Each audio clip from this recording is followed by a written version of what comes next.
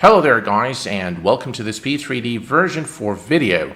In this video we are going to be taking a look at some of the things that we did not touch upon in the previous first impressions video, and we're going to be doing some performance testing as well. We are currently situated at Lima India Romeo Papa in Italy, which is Pisa in Italy, Tuscany, and I have Active Sky turned off at the moment. What we're going to be doing is we're going to be departing, we're going to gain some altitude, and then we're going to be doing some tests to look at the textures at night. We're going to look at frame rates, blurries, and all that good stuff.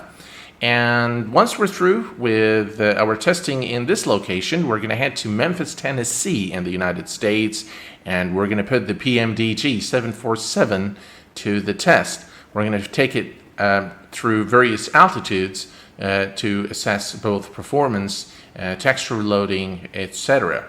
So let us bring up the frame counter, and we are at about 70 something frames right now, and this is unheard of at the current settings that I'm running, and I will show you the settings momentarily once we're airborne. Let's go ahead and release the parking brake, and let's give it full power and depart Pisa.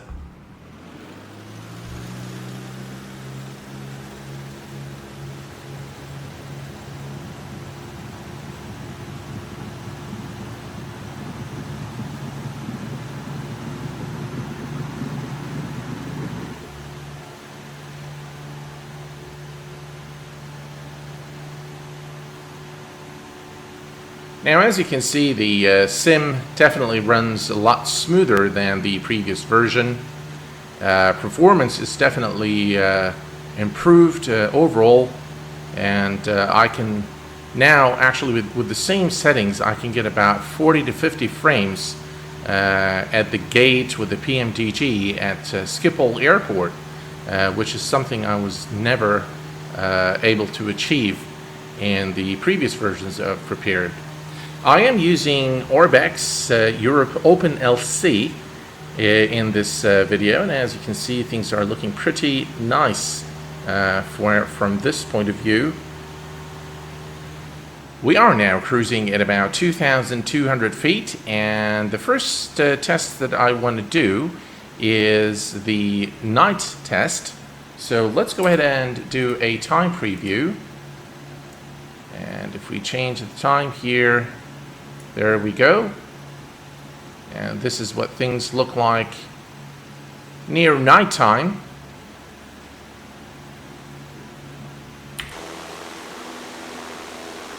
Beautiful sky colors. I'm using, by the way, Rex Texture Direct. But the night lighting looks pretty nice. Pretty pleasant. I don't think it's anywhere near the night lighting in X-Plane, but it looks very good. So now let's go ahead and take a look at the texture loading. So let's go ahead and switch to external view, and as you can see, the textures are loaded for as far as we can see. There are no blurries whatsoever. There we go. Very nice, sharp, clear textures.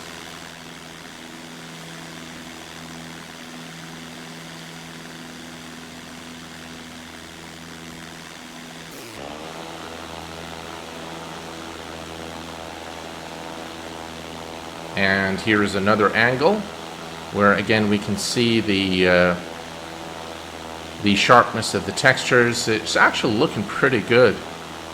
Those textures look very good. ORBX really produces beautiful scenery for Prepar3D.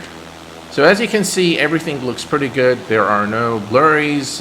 All the textures load to the distance, and performance still holding up. We are still at about 70 frames. We're reaching about 70-75 frames per second, which is very, very good. We are now back in the 3D cockpit, and I have now enabled Active Sky for P3D version 4, and everything still looks pretty good. As you can see, we have now active sky running. We have a few scattered clouds in the area, and performance still pretty much holding up at the same level where we started. 72 frames per second is the maximum that we're reaching, and this is indicative of huge performance improvements in this version of P3D. Definitely very, very good performance gains over the previous version.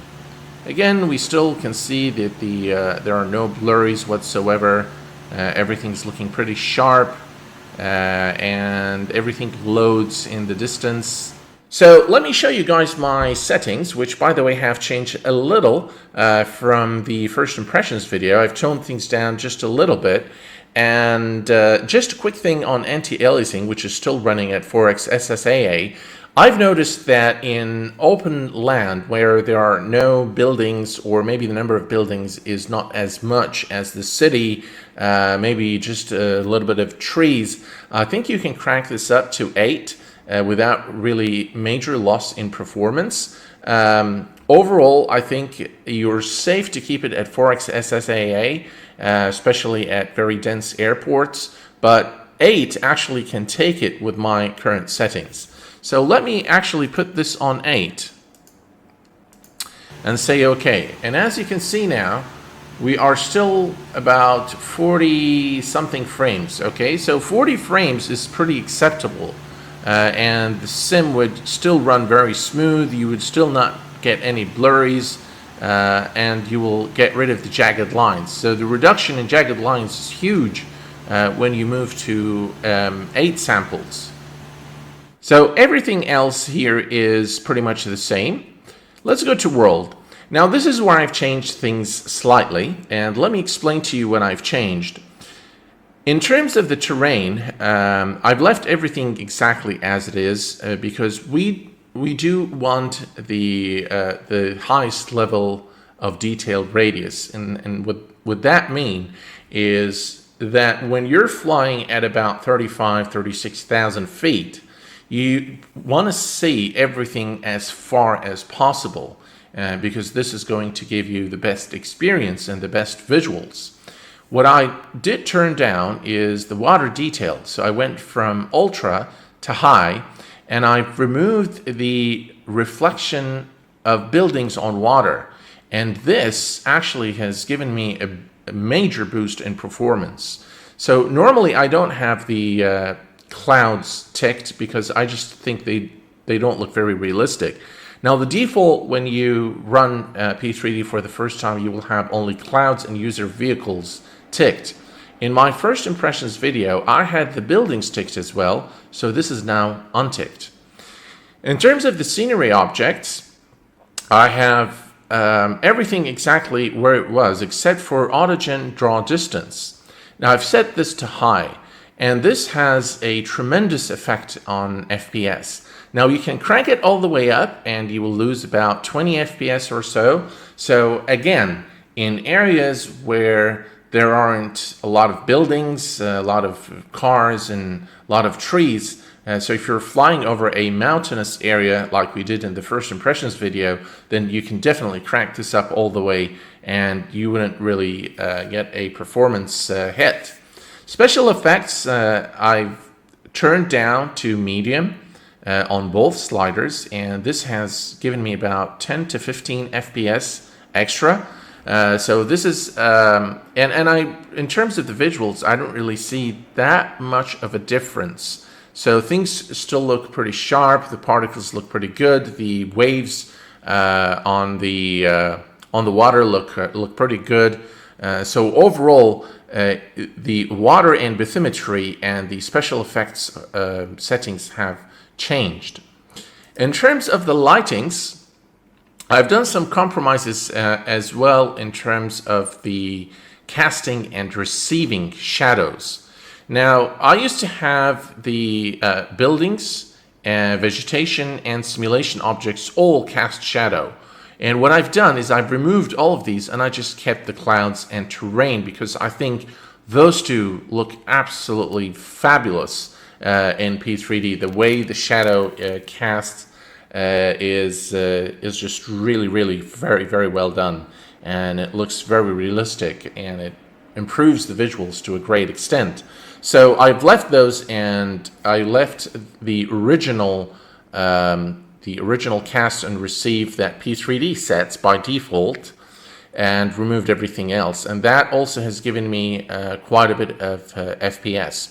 So overall, I'm pretty happy with the performance. I think I'm getting very good performance for the kind of settings that I have, and I was never able to achieve such results in terms of performance with P3D version 3 on the same exact machine.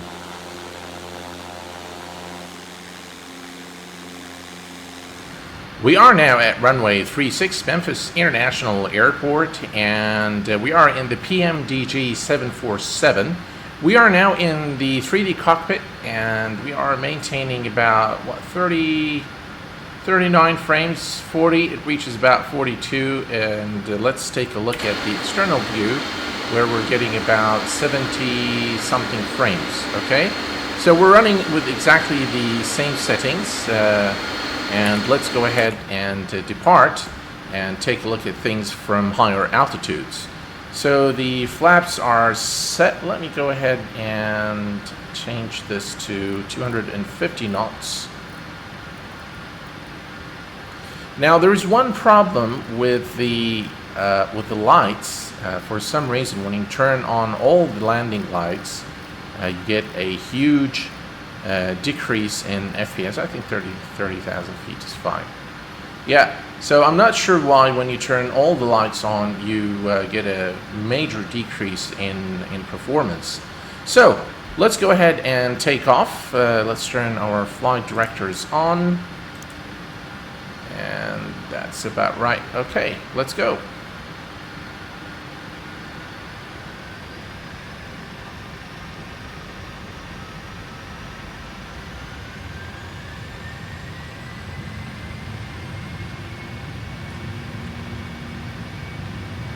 Airspeed alive.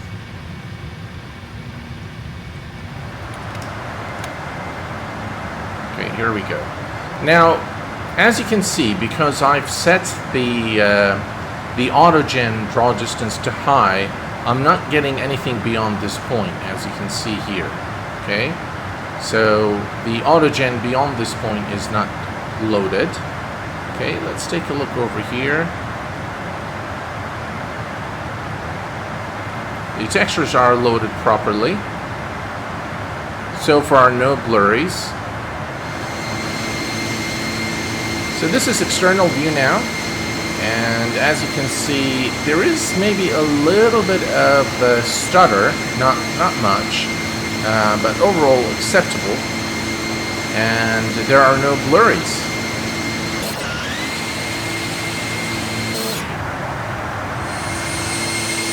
As you can see, as we depart and as we move away from the airport area, the performance gets a lot better.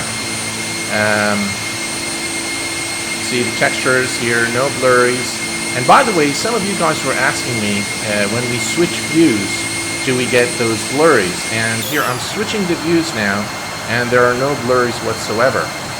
As you can see, everything is loaded properly, very sharp textures, and no blurries whatsoever. Yep, let's switch back to cockpit view, and again, if we look out the window, there are no blurries whatsoever.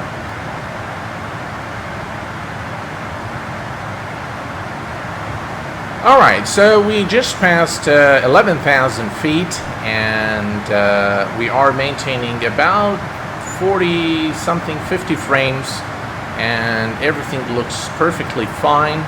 There are no blurred textures whatsoever. As you can see, everything looks pretty good. I've switched now to external view. As you can see, the number of frames is substantial, and that's probably because this area doesn't really have a lot of autogen. There aren't that many buildings and trees. But again, no blurries whatsoever. As you can see, everything is looking pretty smooth. There are no stutters.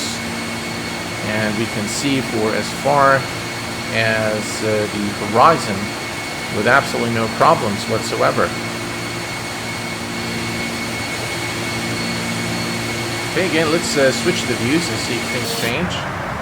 Okay, so that's wing view now. And as you can see, there are no blurs, no stutters. Textures are loaded properly. We can move to the front here.